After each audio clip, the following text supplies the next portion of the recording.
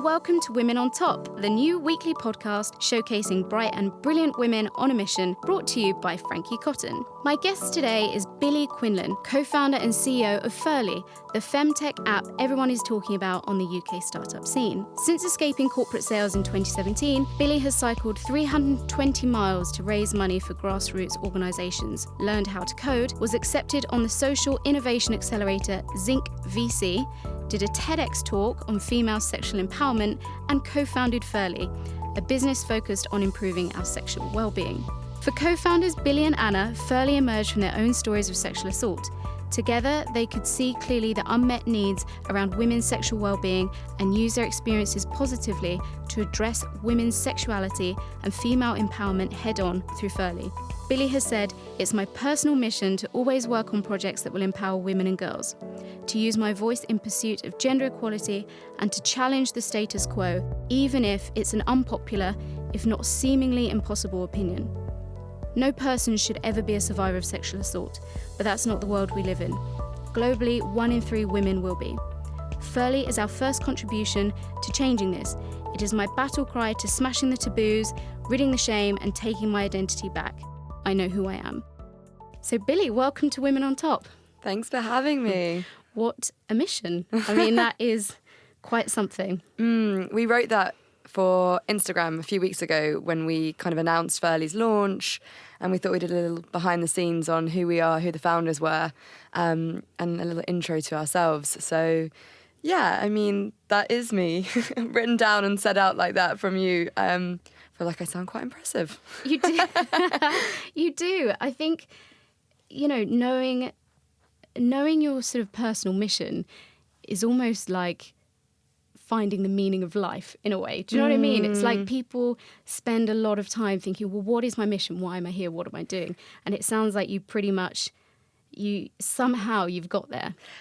It's been a journey. It didn't just come overnight. And I think if you'd met me 3 years ago, that wouldn't have been my mission. And it's come from personal circumstances, as you just said in my intro, from sexual assault. And so, yeah, it's something that's evolved and developed. And I think this concept that we all have to be passionate about something, and passion is the thing that fuels our mission, is quite unhelpful. I think passion grows when you start to do something that you enjoy and you're getting value from. Working on Ferly, joining Zinc, this passion really grew and evolved into this mission that I have today, which is to really empower women. Yeah. I find that everyone who does something extraordinary or lives a sort of slightly different life to the norm, which I think being a founder is one of those things, has either a catalyst moment or a series of moments which sort of lead to it. What was the moment that everything changed for you, or what were those series of moments that kind of put you on a different path? I think I've always been slightly outside of the norm and felt quite claustrophobic by the normal way of doing things.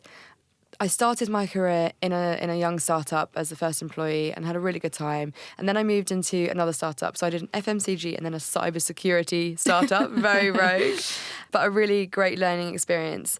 And then everyone around me was saying, this was kind of before startup scene was trendy, and everyone in London, and everyone around me was saying, you know, you need to get into a corporate, you need to understand what it's like to work in a big company, you need to stop messing around in these startups. So I was like, oh, okay. And then I got headhunted by a consultancy, and it sort of just made logical sense. I was interviewing at the time at another startup or this consultancy, and I listened to the outside voices too much, and I went into the consultancy and I walked through the doors, and on day one, it was the first day in my career that I'd had to properly dress up, and I walked through the doors and I was like, fuck, this is terrible, this is not me at all.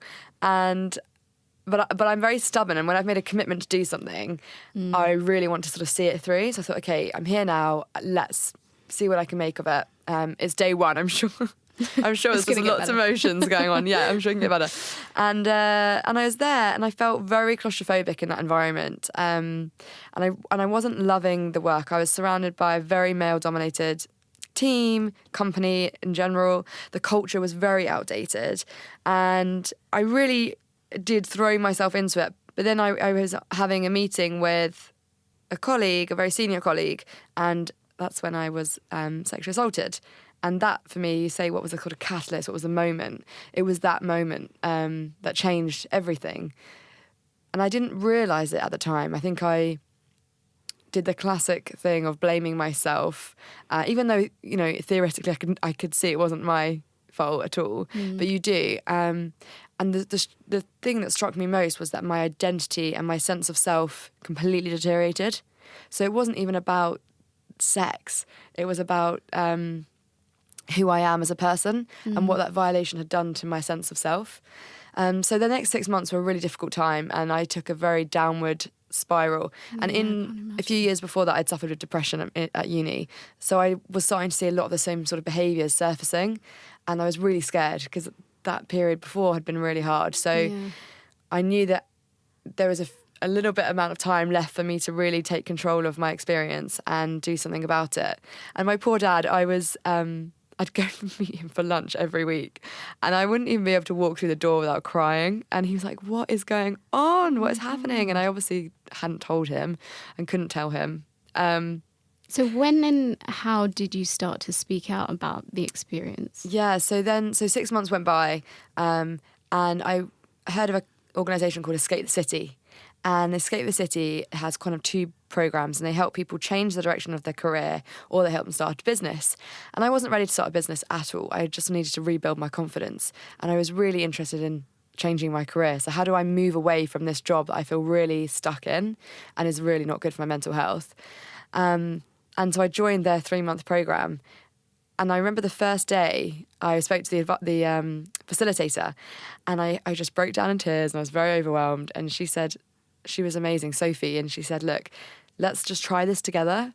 And if it's too much and if it doesn't work, then let's find out how we can support you in other ways. And there's maybe more help that you can get and we can support you with."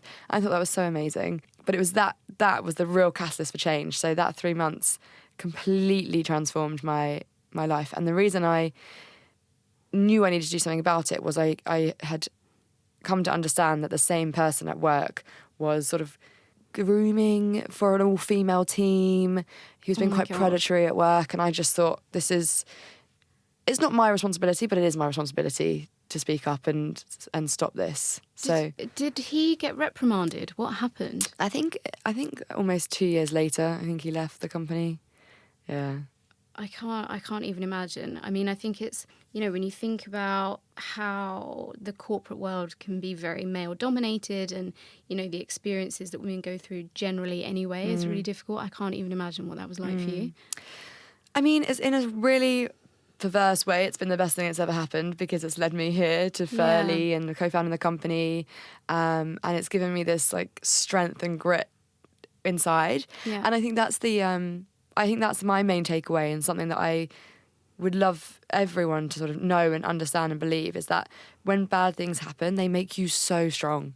So if you can overcome them, whether it's mental health, whether it's assault like this, whether it's losing your job, whatever that moment is, it will be really shit, and then it will make you so much stronger. In the moment, you find it really hard to see how can any good ever come of this.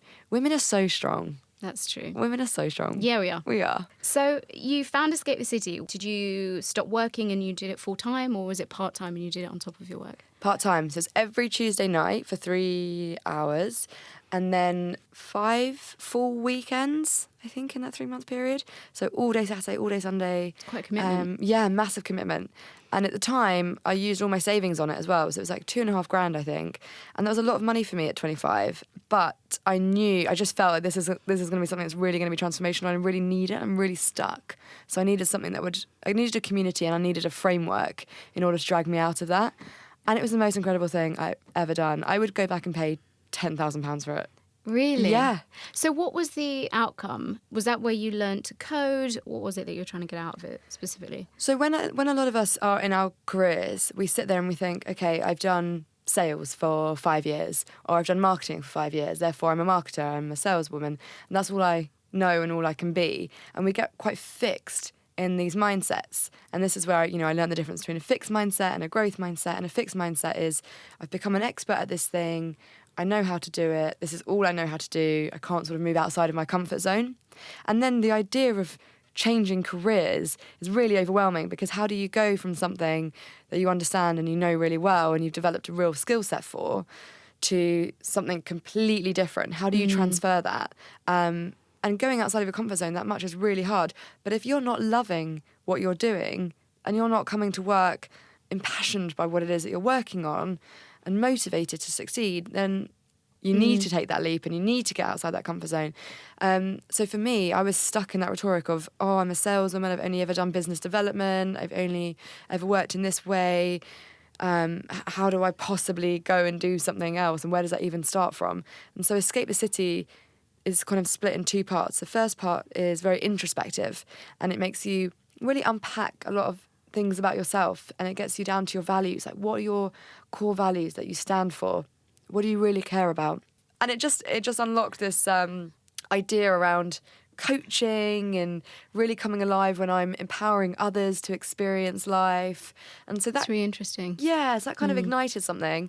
And then the second part of Escape the City is very outward facing, and the idea is that you start pushing outside of that comfort zone and you start doing lots of little micro challenges to build that growth mindset and that muscle. You flinching there. Well, I was just like, I wonder, are they do they make suggestions, or do you have to come up with like crazy things that you're going to do? You have to come up with them, because what scares me might not scare you, and likewise. So they can kind of suggest ideas and activities you could do, but ultimately you have to think, what's the thing that scares me, and what's the thing that scares me but I really want to do? And so for me it was twerking. That's so random. I did performing arts at school, and it'd been years since I danced, and I was like, oh, I just really miss it, and actually I just really want to learn how to twerk. Great. So I took myself to a dance studio, and I was, oh my gosh, I was such a sore thumb. I was like such a sore thumb. But did you enjoy it? I loved it. I loved it. And that was the first step for me of going, okay, cool. Getting outside of my comfort zone can bring me so much joy. And then you start pushing yourself a little bit more and a little bit more and a little bit more. And now I've got to a point where I don't think there's much that you could ask me to do that I wouldn't give a go. I wouldn't let that fear of failure it's a really get good in the place to way. be. Yeah, and it takes work, and it doesn't just happen. We look at people that can do this and we think, oh wow, I wish I could be like that. I'm quite jealous of that skill. And they've had to work at it. Yeah, you're right. It's not something that comes naturally. It's like you have to keep facing those challenges and keep doing those things until eventually being outside of your comfort zone almost becomes your comfort zone because that's the place that you're used to. But yeah, you definitely have to show up and do those things.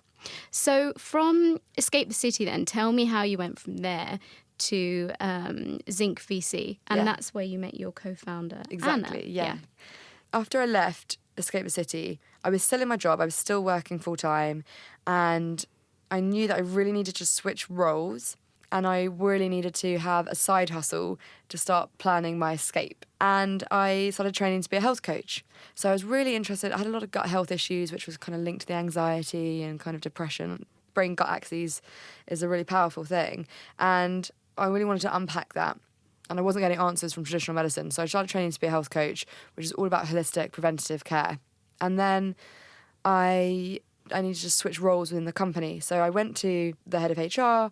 I told her about the experience. This is when I finally felt brave enough to share what had happened, and put my foot down and said, right, I want to move roles in the company. And that was a really hard conversation that took a lot of strength. And I wouldn't have had that strength had it not been for Escape the City and for the community. And so that's the other thing. Community is so powerful when you're trying to make this transition, surrounding yourself with people who are driving towards the same thing. And they tried to send me to New York. That was their response. They was like, okay, go to New York instead. Let's all right, yeah, sure. That'll make it all okay. Exactly. I was like, leave my entire community behind for a city I don't know, to do a job I'm telling you I don't want to do. And so I had to really put my foot down and say, I want to do this role. And they said, this role doesn't even exist in the company. And I said, well, I want to do it. So they made it happen, which is good. Well done you. That's a great result. Yeah, it was. And it meant I could leave that team behind that I needed to leave behind and sort of start a new chapter. And I knew that I always wanted to escape. I just needed to do it on my terms. One of the great things they teach you in Escape is never leave somewhere with a bad experience, because you'll carry that to your next experience. So for me, it was really about using the next 6 months to upskill, be outside of my comfort zone and leave on a positive where I felt like I really added value, to prove to myself that I could add that value. And at the same time, squirrel away some funds so that I could support myself. Well, that is really important, isn't it? Because, you know, when you think about making a life change and there's sort of those moments where you go, okay, I need to make a change. It's almost instant. You feel it in your gut. Equally, you have to have been smart enough financially to then make a decision that's not going to really screw you. Exactly. You know, we still all have to pay the rent, pay our mortgage or whatever it is. And money gives you that freedom. And if you can do it on your terms, then you've got, freedom, which is so powerful. So I wanted 6 months of freedom to basically finish my training and do a couple of other things I was really interested in and just allow the path to evolve in front of me without being forced into the next paid work. So I spent that 6 months squirreling money, being really conscious of how I was spending my time, working really hard on my health coaching course and really feeling like I was adding value at work.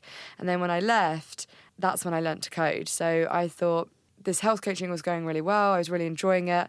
But I knew that to have the impact that I wanted to have, I wouldn't be able to do it just one-on-one. So I needed to scale it. And having come from, you know, working in technology with a cybersecurity and now in an IT consultancy, I really understood the power of tech. But I wasn't part of it. So I really wanted to learn how to be a part of it and how to understand that. So I went to Code First Girls. Oh, did you? Yeah. Oh, amazing. Yeah. How was that? Really good. And I just learnt front-end web development. And it was never my intention to become a developer. I just wanted to understand the language and understand this little black box of tech. What does that mean? What you can actually do with it? So that I could be a part of the conversation. That's smart. We often get intimidated by things we don't understand, whether that is technology, whether that's digital marketing, whether that's podcasting. And actually, until we kind of dive below the surface and see that it's actually all quite simple. Yes, it's difficult. Yes, there's hard bits about it. But once you understand that you can learn it and you can start chipping away at it, it's less intimidating. And you can then be a part of the conversation rather than having someone just talk at you or kind of throw the towel over your eyes a little bit. Yeah, it's definitely the key, isn't it? You want to empower yourself to be able to know enough to have, as you say, have a conversation and an educated conversation, particularly if your plan is to potentially start a business. You need to know that you can understand what the people who are working for you or that you're subcontracting, whatever, what they can do and what they are doing. And it's also really hard to imagine what's possible if you don't know what's possible. Yeah, you don't know what you don't know. You don't know what you don't know, exactly. So for me, it was like, you know, what's possible with tech? I don't even know how to even think like that. And I think it was also just a little challenge to myself. I was now in a period of life where I was like really excited by challenges. And so coding just felt like the next challenge. And the most surprising thing for me was how creative it is. It's so creative. Yeah. It's the closest I've ever come to throwing my laptop against a wall as well. Really? Because it's laptop. problem. Yeah, I know, literally. It's so problem solving. Yeah, I guess it's a really interesting intersection of, as you were saying, sort of creativity and imagination with logic and problem solving. So in a way, it must be really rewarding when you actually get somewhere, but also equally frustrating, probably in equal measure. 90% of the time, yeah. When you're not getting anywhere and you know you've just missed like a comma somewhere. Oh shit, yeah, so, that's annoying. Yeah, so then, so I was learning to code, I was still training to be a health coach, and I was now in fun employment, which was great place to be with some money squirreled away. And one of my community in Escape the City sent me a link to Zinc. And they said there's this 6-month program. The mission is to transform the mental and emotional health of women and girls in the developed world. And they want to build big tech businesses that will address this mission. And I fell in love with the mission. I thought it was so powerful. With the health coaching, I'd been working predominantly with female clients. I was really loving empowering them. I was really interested in health and wellness and just starting to dip my toe into technology and what that could do. And it's like the coming together of everything that you've been working on. I know. It literally felt like, the perfect combination. And this was then my next biggest challenge and obstacle to overcome, because I saw the application form and I was like, oh my God, I am not qualified. I am none of these things. Classic imposter syndrome. Classic imposter syndrome. I know, mine's called Cuthbert. Oh, you've named it? I've named it, and I've also made him out of clay. into a crab. Should keep it on your desk. I actually keep it at home. Yeah. Because the crab, it's one of the things that Zinc get us to do, Escape the City get us to do. And it's been so powerful. All my team know about him. And so they call me out. They say, Bill, is that Cuthbert speaking? And I'm like, yeah. I really like that technique. I don't know what I'd call mine. I'd have to think about that. Do you find that's useful then in dealing with imposter syndrome, or when you have those feelings, can you sort of compartmentalise, use this character to distance yourself from it? Definitely. It's been one of the most powerful tools I've got in my toolbox. Yeah. And I want my whole team to do it. I think we're gonna do it in the next coming months, because others can see it in you before you can see it in you. And having something there which I can disassociate myself with and say, this is an actual thing that happens and it's a part of me that I can control. It's really empowering for me, yeah. I love that, and I'm definitely gonna do that. Imposter syndrome, I just think, is one of those things that really, it just holds people, and I think particularly women, back. And like you were saying, you can recognise it in other people. When you see, friends, colleagues, peers, and you think, no, you can do that. Like, you're amazing. Like, of course you can do that. Why do you not think that you're capable or you're perfect for this? And it's that sort of self-sabotaging. Exactly, It's exactly it. It's self-sabotaging. So how do we overcome that and actually learn to become the best versions of ourselves and give our best to the world? So I am definitely taking that one, writing that down. That's going directly into the show notes. Thanks for that. No, and please send a picture. Put it in post a photo on the show notes if you can do that. Will do. So you then applied for Zinc. Yes, and the other in spite of all the imposter that I was facing, and the other thing that Escape teach you, which I used in my Zinc application, is this concept of future truths. Ooh. And this concept of future truths is write down who you want to be or what you think you can achieve, but then make sure you go out and do that before the time that you've said that you'll be that thing. Okay. So for me, obviously, I started Zinc in October 2017, and I applied in June 2017, and I knew that Zinc were looking for certain characteristics and certain skills, and I didn't have any of them. Okay. I had a few of them, but a lot of them I didn't have. But I was confident in my ability to go and get them if I had a strategy. So I wrote down that I did have those things, and I just made sure that I had those things in place before October when I started. What kind of things were they? Were they like hard skills, or was it more? So a lot of them were more around like your experience, and one of them was I knew that I was really passionate about women, and I just really wanted to sort of like demonstrate that in a more cohesive way rather than it just being a bit more abstract in me saying I was really passionate.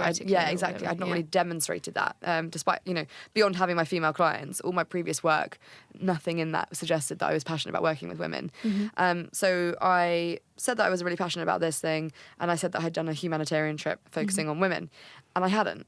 But I then went out and did one, and I knew which one I was going to do, but if I had waited to tell them that until after I'd done it, then it wouldn't have been able to be in my application. Mm-hmm. So I'd already identified, I really wanted to go to this trip with a charity called 109, supporting a hospital called the Panzi Hospital, which rehabilitated women after sexual violence in the Congo. Wow. This is where I did all the cycling. So it was to raise money for that charity. So I raised just under $3,000, I think, after torturing myself, riding all of the 100-milers.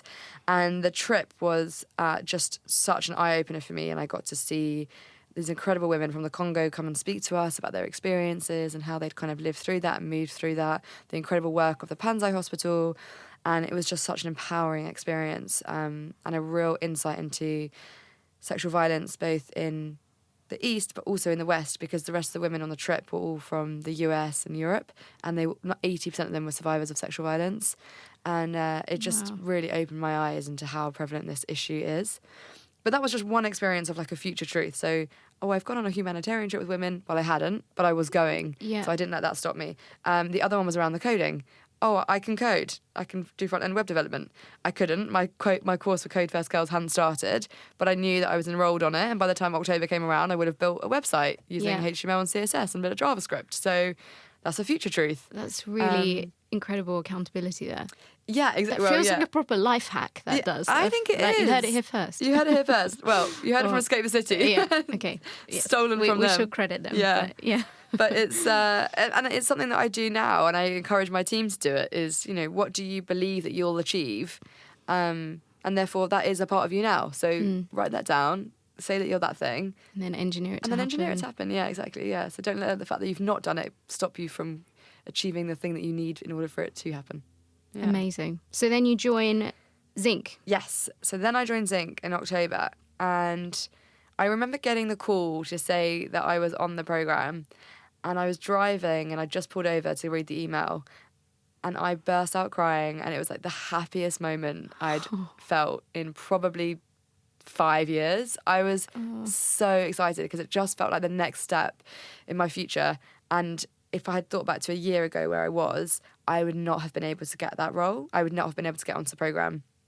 And so it just felt like a culmination of a year-long journey that got me to land this incredible experience that I didn't even know a year ago was going to be a part of my journey. And this is the thing, you can't predict where you're going to go. You just have to keep doing little experiments and taking opportunities where they come. I find that so fascinating. Is like, you have to know the direction that you want to go in and be really focused, but be totally open about how that happens. Yeah. Because if you're too fixed, then you shut yourself off to opportunities, and then actually you won't experience things that could be right in front of you and could, actually end up being perfect for you. Yeah, exactly. So I always find it an interesting dichotomy of how you can stay focused yet open. But it seems like you did that well. Well, it's interesting because I didn't know where I was going. So you say there, you need to be focused on where you're going, and then how you get that doesn't matter. And I think that's one way. But I think for a lot of people going through sort of like career transitions or moving into a completely new area, you might have no idea what that end goal is. But what you're doing is you're experimenting with the next right thing. And you're just saying yes, and I'll do that thing, and yes, and I'll do that thing. It's as you say, being open to these opportunities without feeling like it has to necessarily go somewhere. So when I started twerking, I wasn't thinking, I'm going to become the next, backing dancer for Beyonce, and that's like where my focus is taking me. It was just, this is something that I want to do right now that serves the purpose of pushing me outside my comfort zone. And it might lead me nowhere, or it might lead me somewhere. Or even my health coaching. I don't practice that at all now, but I didn't start health coaching in order to start a wellness company. I started health coaching because I had some gut problems and I really wanted to sort of address them, and I really was interested in that space. And then because I was interested in it, I really enjoyed it, and therefore that opened a door into Zinc and now Ferly. So I think there's two ways. If you know your goal, being flexible on how to get there is really powerful. And if you don't know your goal, exploring lots of opportunities and being open to lots of opportunities is a really exciting way of letting that goal come to the surface. That's a really nice philosophy. It's served me so far. Absolutely. So you met Anna. And I met Anna, my babe. A wife. Oh my wife. That's terrible.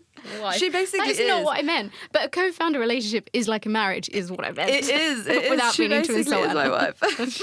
And we have a coach, and it's like marriage counselling. Do you? Yeah. Does it help? Oh my goodness, so much. Our coach Lucy is phenomenal. We've had her for about 3 months now, and we've really, really honing our leadership capabilities, because this is again the another imposter syndrome. Anna and I like, we're not leaders. We don't know how to lead. We don't know what leadership means. But obviously we are. You're a leader as soon as you're taking a direction somewhere and you have one person following you on that. Or if you have a point of view on something, you're leading on that. So we're all leaders in some way. But it's just leaning into that and owning that space, which as women, we have found quite difficult. Lucy has really helped us hone that. So yeah, definitely, I love it. I would recommend everyone get a coach, especially in a co-founder relationship, because as you say, it is a marriage. And I think every marriage should have a therapist or a coach, to be honest. Yeah, very true. So do you both do very different things in the business? Do you have different skill sets? Is that kind of how you complement each other? Yeah. So Anna and I met right at the beginning of Zinc. We met, Zinc took us on a day trip to whitewater rafting. And this is a really, really great example of just how different Anna and I are.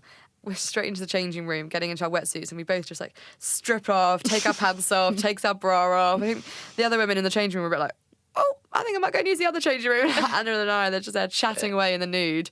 So we hit it off straight away. And then we went whitewater rafting, and I'm so competitive. I'm super, super competitive. And Anna is really collaborative. So we started going around this whitewater rafting in Lee Valley, and I was like, everyone together, we can do this. Like, come on, we're beating the other teams. Like, this is amazing. I'm having the best time because we're smashing it and everyone's working together and we're flying and we're going the quickest. And Anna was like, woo, I'm having the best time. This is amazing because everyone's working together. We're pulling such as a team and everyone's working in sync and that's amazing. And we came off the end and we were like, oh my God, that was the best experience ever. And Anna was saying, yeah, it was the best experience ever because we were such a team and the teamwork was incredible. And I was like, it was the best experience ever because we won and we smashed everyone else. And it was just so funny because she was so happy about the whole experience because there was like 6 girls just working really well together. And I was so happy about it because we'd won. And that does speak to our relationship dynamic now. Whilst I absolutely do value teamwork, I also really push the business and really push the team to be the best we can be. And it's that competitive nature that really drives that. And Anna really focuses on the collaboration and the team harmony and making sure that we are thriving in our individual roles. And you need both of those things. Because if we would just focus on collaboration and making sure the team was happy, that'd be great, but the business wouldn't be driving forward. And if we would just focus on being really competitive and growth and focusing on the drive, it would probably be at the detriment of the team. And so those two skill sets really complement each other. That's really nice. It's a nice dynamic. It is a really nice dynamic. And it was hard getting to this place because we started Sync and then we became 3 co-founders really quickly. When we decided to work on Ferly, we were actually working with another woman, another fantastic woman. But there was a bit of an overlap in the skill sets and there wasn't enough space for everyone to thrive within their own role. And eventually that broke down and we decided to part ways. Anna and I went off and this other brilliant woman went and did her own thing. And it wasn't a reflection on our relationship dynamic. It was a reflection on the skills that we had as a team. And then we had another co-founder and he came in and he actually got us... we became a team all the way up through to fundraising our first round. And it was at the point of closing that round that he came to me and said, Billie, I can't do this. I don't want what you guys want. I don't have the same global ambition for the mission that you and Anna have. And so that was a value alignment mismatch. So the first was the first kind of co-founder breakdown was a skill set alignment, and the second co-founder breakdown was a value alignment. But through it all, Anna and I have stayed consistent because our values are exactly the same. We really care about the same things, and our skill sets are so different that they're really complementary. And that has been so far the winning combo for us. Yeah. And you have to do that piece of work early. So we probably did it too late because we let the 3 of us in a relationship continue until we realised that our values were very different. And had we actually sat down and had the conversation at the beginning of that partnership, we probably would have saved ourselves that breakdown at the end. So then after that, Anna and I did sit down and we hashed out, what do we care about as individuals? What do we care about for the business? Where do we want it to go? What are our values and do they complement each other? And do our ambitions match up? And that was hard conversation to have because you have to be brave. And you have to be brutally honest. You can't leave anything on the table because you have to just say, this is what I care about, this is what I need, and the other person has to say, this is what I care about, this is what I need, and that can feel quite selfish and a bit self-indulgent. But if you spend the time doing it, it sets you up for future success. And Anna and I putting the time in to do that has been so rewarding, and it also highlighted areas where we did need support in, and that's why we brought in Coach, so that we can kind of manage that. And I think what you're talking about is just such great advice. Yeah, you have to really grow and adapt when you're sort of accommodating for another person. I'm not married, so I've not had to go through this yet, but you're married, so you obviously do this compromise every day. Yeah. Do you know what? You'll make a brilliant wife because having managed that relationship. Yeah, I think they are. I think they're definitely comparable. But talk to me about Ferly. So the original concept, what you guys wanted to address, and how it's evolved in a really short period of time, really. So our mission with Ferly is to really empower women to live healthy, happy, and sexually empowered lives. And we see your sexuality as such an integral part of your overall wellness. we talk about physical health, we talk about mental health, and I think when we look at sexuality and sexual health, that needs to be the third pillar to make us holistically healthy. And I don't just talk about STIs and pregnancy, and I talk about pleasure, you know, and that's the big part that's left out of the conversation, especially for female sexuality, is pleasure. And there's this huge shame cloud that sits over women and men, but really predominantly women, that prevents us from being our most authentic selves and having pleasurable lives. And sexuality isn't just about the physical act of sex. And that's what often sex gets reduced to. We just talk about penetrative sex and that's it. Yeah. But it's a living, breathing part of who we are. It shapes our personality, our sense of self, our self-efficacy. And going back to that moment when I was sexually assaulted, I think the thing that was most difficult was that it wasn't, as I said at the beginning, about this act of sex itself. It was about the destruction of my sense of self and my personality. And that's when I realised and had this sort of aha moment and epiphany that, yeah, sexuality isn't just about sex. It's about who you are. And if we are clouded in shame and fear of our sexuality because we've not had the freedom to really express it and explore it, it prevents you from being great. It prevents you from being the best version of yourself. And that's what Ferly's mission is to really unlock that and empower women to explore and experience their sexuality in all of its forms so that they can go on and achieve great things and be really well in the pursuit of that. And Ferly, when we started, was called Leica. So she even had a different name. And it was very different to what it is today. It's still always addressing the same problem, and the problem was around a lack of pleasure and the lack of education and knowledge. But we built a very high-tech AI bot that women could have conversations with. So we sort of did guided sessions that were conversational, and you would converse with this AI engine. And we were like, this is amazing. This is so cutting edge. Yeah. All women want to talk about sex with an AI bot. This is obvious. And then obviously we started doing user testing and women were like, this is way too much. Like, who is this AI? What data are you holding about me? I actually don't need to have sex chat with an AI. So we kind of went back to the drawing board at that moment of time and said, okay, it doesn't need to be this technical. What we're doing is giving women information, knowledge, and practices to help them create a new habit and a new behaviour.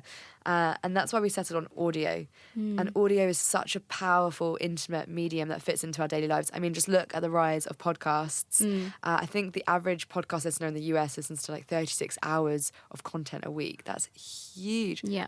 Sorry, that's a complete lie. 6 hours, not 36 hours. I mean, can you imagine 36 hours? Sat here in a podcast studio, someone's like, I think you'll find that is factually incorrect.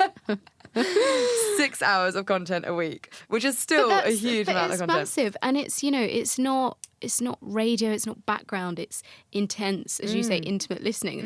There is something really intimate about audio, which you don't get from video. Yeah, which is a sort of, it's almost like, how do you describe it?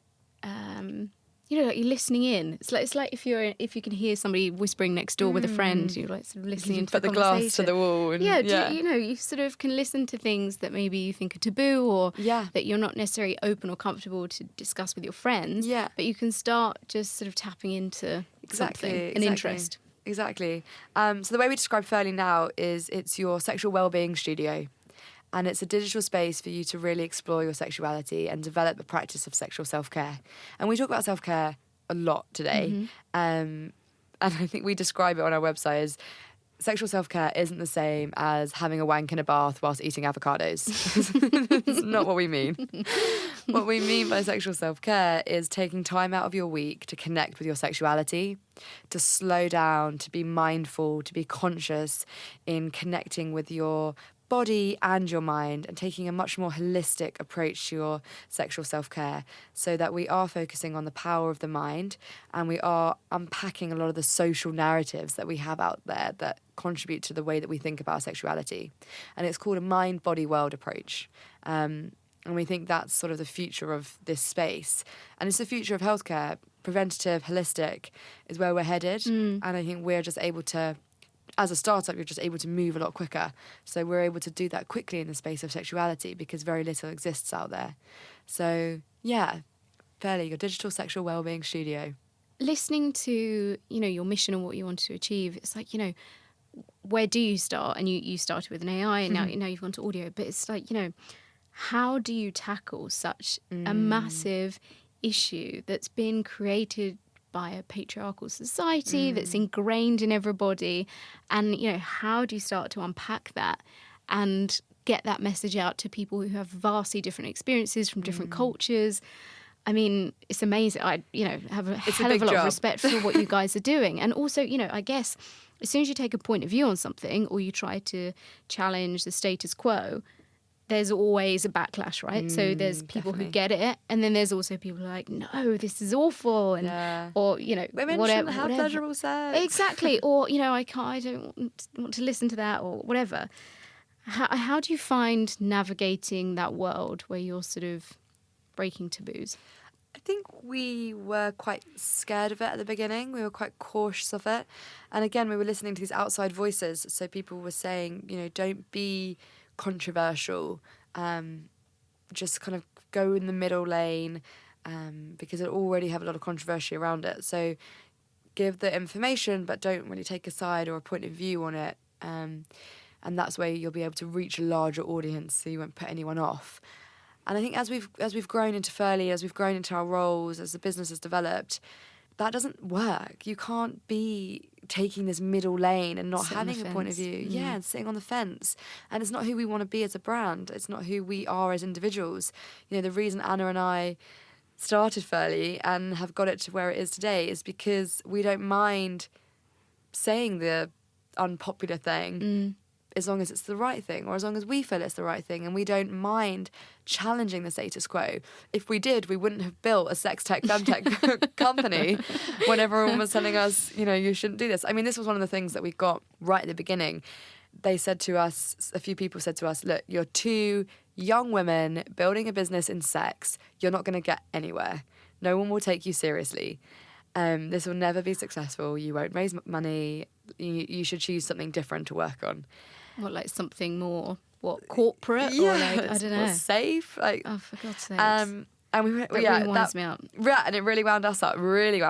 And I think Peter Thiel if you've never read the book 0 to 1, Peter Thiel is a great guy in Silicon Valley, and he talks about the world's biggest problems are the world's biggest opportunities. Yeah. And this is such a massive problem. And so there's a huge opportunity there. And if not everyone can see it, the visionary people will see it, and they'll create opportunities for us to build Ferly. And that did happen. So yeah, we might not get funded by everyone. We might not be a popular choice for the whole VC landscape, but we also don't want those people on our mission and on our team. And you don't need to be. All you need is, you need your small handful of investors or whatever that looks like for you guys. But you don't need to convince the whole world of, venture funding that it's right for them, because it's not. It's not. And we will convince them all eventually when they see our success, and they're like, oh. Of course. But I think you need to take a point of view on something, and you need to be really conscious about that and rooted in that, so that people understand what they're dealing with as well, and they understand what you care about and what you don't care about, and people can connect with your brand. And I think especially millennial audiences today and Gen Z audience today, they really care about a brand's mission and the values that underpin that company and what they stand for. And so you need to have a point of view. I think, do you know what? I think that's so important, and I totally agree. And in a world where politically people are like, what the fuck is going on in global politics, aligning yourself with brands gives you an opportunity to make a political statement, and also to invest and to spend your money whether it's on products or services or whatever, that reinvest into those sort of political beliefs or, whether it's feminism or whatever it is that you stand for. And yeah, you're right. Brands do need to be conscious and they need to connect with their audiences. And it's not enough just to, sit on the fence. You have to take a stand. Yeah, and I think someone said to me the other day, like, brands are becoming the new sort of religion or the new church for a lot of people because it's how That's you nice. create community. And if I walked in here today with like a Patagonia jacket on, you sort of know what I stand for, you know what I care about. And then suddenly we've got something in common and we understand our value system. And there's a point of reference, there's a connection there. Yeah, exactly. And I think that's a really beautiful way of looking at it. I think for a lot of people, they want something to believe in. And as you just said, exactly, they want their values to be represented in the clothes they wear, the products they buy. So you do need to take a point of view and you do need to stand up for what you believe in. And it won't be popular with everyone. And that's also okay. Like, people are entitled to different opinions. And it creates interesting conversation and it sparks interesting debate. Yeah, which in turn sparks progress and development. But you touched there about VCs and funding. So I'm really interested to hear, and I'm sure a lot of listeners will be interested to hear the same thing too, is about how you make an app commercially viable. So what's the sort of process around getting investment? What do your investors need? What does that runway look like in terms of, okay, we have X amount of time before we need to be creating revenue? How do you create revenue streams? All of those things. Could you maybe shed a bit of light on that for us? Yeah, so I think always when you're starting the business, we're always thinking about, okay, what makes us revenue? How do we sell this? How do we make it commercially viable? I think starting from that as a point of view is important because it gives you that direction to know where you're going, even if it's not from day one. However, Google had no business model when they started. So it's not always necessary. Yeah. But I think it does help focus you a little bit around what's the value of the company and how can we monetize that and what are the different options available in doing that. And so for us, we have thought about Ferly as a subscription model. So people will buy on a monthly basis or an annual basis. And that's why we talk about this as a studio, because it's the concept of something a skill that you will develop and you'll come back to regularly and you'll make space in your week to invest in that. And I think that's why it lends itself to a subscription model. We don't want there to be advertising on there. We don't want products to push on there. We want this to be your personal space that's very individual and curated for you, rather than being bombarded with outside information all the time. And adverts are just a pain. And it would totally contradict this sort of safe space that you're creating, I guess. Exactly. When, data is so important when it comes to this topic and what we're doing with our customers' data. And if we started having adverts in there, then you're sort of breaking that trust that you have with them. So for us, it was always sort of subscription model is our go-to-market strategy. When it came to investment, it was interesting. Our first round of investment was a pre-seed round, and what they're looking for is, can you get a product to market? Are you a really great team? And do we believe in this team? And do we believe in the market that you're operating in? Beyond that, if you've got a sense of what your business model will be, great, but we know that you'll figure it out. Yeah. And that's how they approach it. And it's kind of strange because you're entering a very different world where, you're not building out these 10-page business models anymore where you're presenting this whole deck to them and saying, this is how we're going to do it. It's like 5 slides and a lean model canvas and a lean business model canvas, and that's it. And you're like, is this enough information to go by?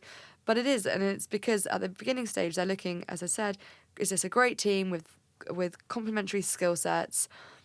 Is it a big enough market, and can they get a product? Do you believe in their product? And then beyond that, they'll figure out the business model. When you go for your next round of funding, now we're starting to have questions around what is this business model, and then the investors are looking at your unit economics. So how much does it cost you to acquire a customer, and how long does that customer stay with you? And so therefore, how much will you make on that customer? So that's becoming more important now. But at the very beginning, it wasn't what they were asking. I find it really fascinating anyway, because investors, they all have a different risk appetite. Yeah. So it's about finding the right investors at the right time, depending on where you are. Totally. How did you find that fundraising round. What did you experience? I mean, you touched on earlier a bit of sort of hesitancy around you and Anna and what you're trying to do. Did you experience roadblocks? What was your experience as a woman in the startup ecosystem here in the UK? So it's interesting that you kind of caveat that with as a woman, but I don't think that when we started fundraising, the fact that we were women came into it at all. So, and I know that's not everyone's experience, but that was my experience. That's good. And actually, I think there's probably no better time to be a woman in this ecosystem, because VCs have quotas they need to meet. They're being judged by female founders about their diversity in their portfolios, and as well as their diversity within their own teams. There's some great initiatives from a company called Diversity VC, which is a not-profit who's really pushing diversity and inclusion in VC. So I think there's no better time to be a woman. So I think there can be an unhelpful narrative around being a woman and what that will, all the roadblocks that you'll come up against and how that can prevent you from making progress. But I think that creates a very unhelpful narrative, and it puts this imposter syndrome into us, because we think, oh well, we don't have a place here, and everyone around me is telling me how hard it's going to be. And actually, I think that can be quite unhelpful. And so for our experience, we didn't experience that. But I think also it's about choosing, to your point, who you speak to, when you speak to them, and why you're speaking to them, and what their risk appetite is. So there's no point having a conversation with a Series A investor when you're at pre-seed, because for their side, they're happy to have those conversations. They're looking at you and going, oh, is this a company that we want to watch? But I'm never going to invest in this company. And you, as a founder, are spending your energy and time pitching to them when you're probably about 3 years away from ever being able to take their money. So you're doing them a favour, because they're doing market sizing and they're getting to see new young companies coming through they might want to put on their watch list. But you are exerting unnecessary energy speaking to an organisation that's just not going to invest in you. So being very particular about who you speak to at the right time is so important, and making your sort of hit list around that, and understanding what are the VC's motivations. What do they care about? Where's their sweet spot? Are they a consumer-facing VC? Are they a deep tech VC? Do they care in B2B? Do they care about B2C? And really understanding that before you start speaking to them, and thinking, does your business fit their model? Because if you get a no, it's not necessarily that your business is bad. It's just that it doesn't fit their model. And this is also a lot of thing, a lot of businesses don't fit a VC model, and that does not mean that you're a bad business at all and you can't have a hugely successful business. VCs are looking for 10x returns. They're looking for global billion-dollar companies. So if that's not you, VC funding isn't the only funding option. How did you learn about fundraising and the different options, and how did you get into that space and educate yourself? Oh my gosh, I feel like every day is a school day. Honestly, I feel like I come to work every day and I'm like, right, what new thing do I have to learn now? Whether it's fundraising or legals or HR or culture. So a little bit was based on the Zinc programme. So they did a couple of workshops. But a lot is speaking to founders that have been through the process and reading a huge amount. There's female founder hours, office hours, female founder office hours. Yeah. So trying to get into those, and then you can start speaking to VCs and angels, and you can start asking the questions around, what does this ecosystem look like? What is the process? But it's a huge amount of reading, and oh my God, I got it so wrong at the beginning, definitely. But that's the only way you learn. That's the only way you learn. And you have to put your ego to one side and kind of think, well, rather than go into every meeting trying to be, pitching and selling your business and everything else, sometimes you've got to be a bit vulnerable and be like, I need to ask what might seem like very stupid questions, but if I don't ask them now, then I'm screwing myself over because I'm not really learning and understanding. And there's no such thing as a stupid question, right? If you came to me and I'm a VC and you've never fundraised before and this is your first business, and you come to me and you ask me a question about fundraising, well, that's not a stupid question for you. As a VC, I've been doing this for 5 years, whatever. Obviously, I know this inside and out. You don't, and how can you be expected to? This isn't your domain. This isn't your job. And actually, if you wanted to have those conversations with the Series A investors, for example, if you're at pre-seed, what you should be doing is, rather than pitching to them, you should be interrogating them to get as much information out of them around what does this look like, and using those conversations to ask those questions so that you're not asking it to the people that you're negotiating with. Yeah. Because you do want to be you don't want to shoot yourself in the foot. You don't want to shoot yourself and you don't want to be on the back foot. Like, going into those conversations, they will take advantage of you if you don't know what you're talking about, because they're also in the market of making business money. Exactly, so, and they're trying to cut a deal. Yeah, they're trying to cut a deal. So something you mentioned earlier was around mental health. And I find this topic fascinating, you know, as a founder and CEO, where your job never stops, really. And even when you might, you know, go off and do something for fun or be, you know, with your family, it's always in your head and it's always in your mind, and you never really, really switch off. Well, I don't know if you do, but maybe you do. I'm not going to tell your story for you here, but I'm really keen to understand how you maintain good mental health, what strategies you employ and how you go about it. It's a very good question, and we have been asking ourselves the same thing, and sometimes we get it right and sometimes we get it wrong, but I think you're right. As a founder, you don't ever switch off. And over this last 2 years, I've had to get quite comfortable with this sort of like low level anxiety just always being there. Yep. And the more, I know the feeling. the bigger, yeah. And then you know, the further down you get in the road, and the more people you employ, you suddenly feel this sense of responsibility. And I think this concept that we get pushed around work-life balance, I think is quite an unhelpful narrative, and I don't think is actually true. It's bullshit. It's bullshit. I think if you're trying to separate those two things, you should probably be doing different work, because it's a clock in, clock out thing. Yeah, if you want to do that, right? Exactly. And once you realise that if you're working on something that you really care about, and that there is no distinction between work and life, what there needs to be is downtime in order to excel in your work, because you do need to rest and recover. It's like being an athlete. My really good friend is an Olympic athlete, a sailor, and he broke this down for me really well the other day.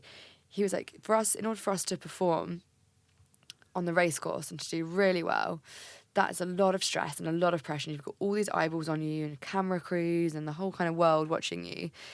You need to take recovery really seriously. And that isn't a work-life balance. That's part of my training plan. So my training plan is rest days where I do absolutely nothing, and I'm not even allowed to think about it. You know, I really implore methodologies to separate myself from that. And then days where I have to be on. And these peaks and troughs are part of my training plan.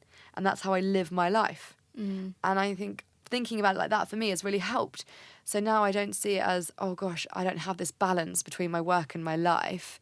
I see my whole life as a sort of training plan, and there are days when I'm on and I'm having to work and I'm having to perform, and those might be for 4 hours a day, it could be for 10 hours a day, depending on where I am in that process.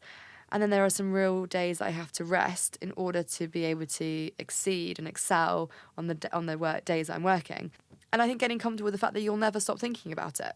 Yeah. And that's okay. Sort of acceptance of that. Yeah, acceptance of that. And but I do think that you do need to find activities that do completely remove your thinking from anything. So, for example, for me, a weekend downhill mountain biking is just like magic. That'll do it. Yeah. You know, I don't think about, you don't have a chance. For that 10 minutes that you're bombing downhill, you can't think about anything else except for the, except for the rock that you've got to avoid or the tree stump that you've got to pass. And then you come down to the end, and just 10 minutes of complete clarity and not thinking about work at all is just so powerful. So what kind of gives you that? And it could be downhill mountain biking, it could be consuming yourself in whatever hobby that is, even for an hour, gives you that respite that you really need. So I've recently started taking up running as well. Nice. Because downhill mountain biking isn't that achievable every weekend. Yeah, just in London. But I just took up running. Yeah. And that really helps, because it's like half an hour of just clear thinking. Yeah. So instead of it trying to be, you know, I work between these hours and these hours I'm not working, and therefore I have to not be thinking about it, and I have to be relaxing, also kind of creates more stress rather than being like, okay, I'm going to be thinking about it all the time. What little activities can I do that even break my mindset from that for half an hour and give me complete rest? Yeah, because it's like your thoughts can become like habits. Yeah. So you have these habitual thoughts, and it's like that's what you need to break. Yeah. Because like you say, it's not that you're not going to think about your business. It's, you know, it's your baby and it's your life's work and it's always going to be there.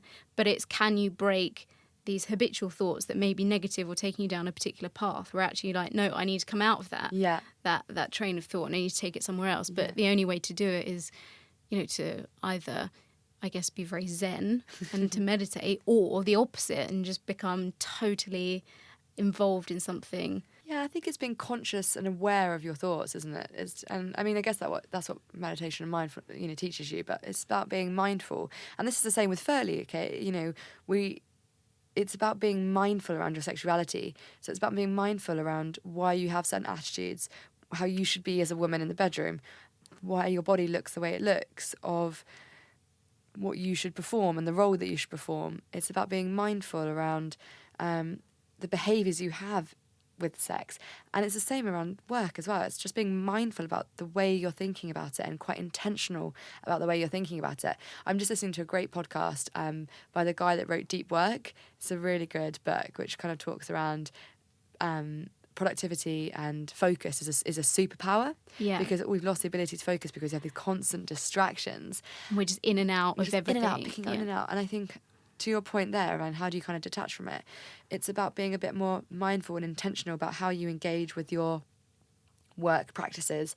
So, for example, opening your email. Do you need to wake up in the morning and the first thing you do, reach for your email just to scour through it, even though you know that you're not going to be able to respond to those because you need to get in the shower and you need to go to work?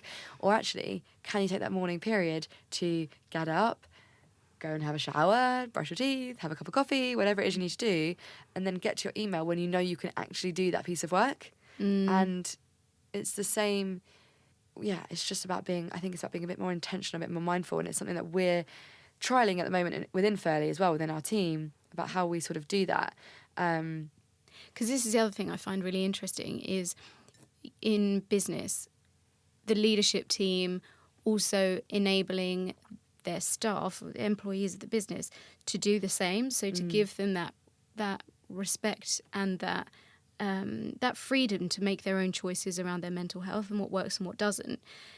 Because there's always, I mean, probably not within Ferly, but, you know, if you look at more traditional corporate businesses, for example, if the output's not there, immediately it's like reverting to presenteeism and being like, where is everyone? What are they doing? Why aren't they here at 9 a.m. or whatever time? And it's back to, okay, what metrics can I see and can I measure, which would impact the output?